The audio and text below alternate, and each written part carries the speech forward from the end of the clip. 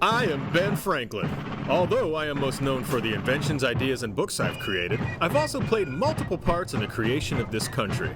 You may not know this, but during the French-Indian War, or as the PC people call it today, Native American, I was a senior commander of the militia in Pennsylvania. How, you ask? Well, we needed a smart man, a respectable man, who could strategically lead our militia to victory. Franklin, who created the militia, had the brains, but no experience. He was a perfect candidate, but there was a lot of doubt amongst the assembly members. So I recruited my military experienced son, William, to help me win the French and Indian War for the Americans.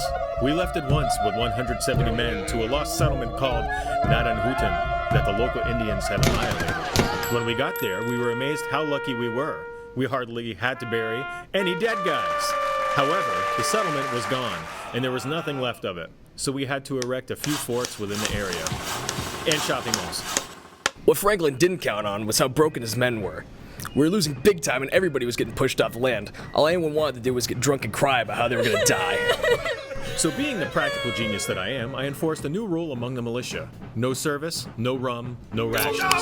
You should have seen how quick everybody got up and started doing their part.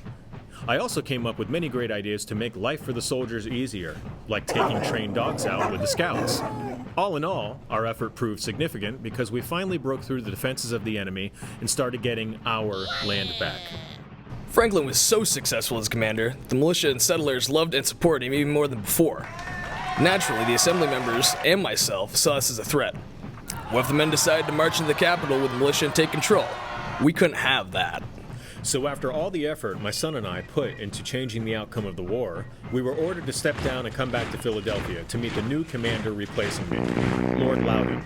He was appointed by King George. I didn't much care for being replaced. I was never that much into fighting. However, the frontier and the colonists stirred a new idea in me, an idea that would later become what we know today as Congress. You're welcome. Franklin suggested that the separate colonies all united under one democratically elected union who represents all the colonies as one.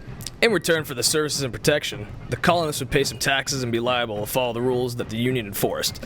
Dumbest idea I've ever heard. So I sent him off to Britain for the next 5 years to represent the assembly to the king. Nom nom nom nom nom nom nom.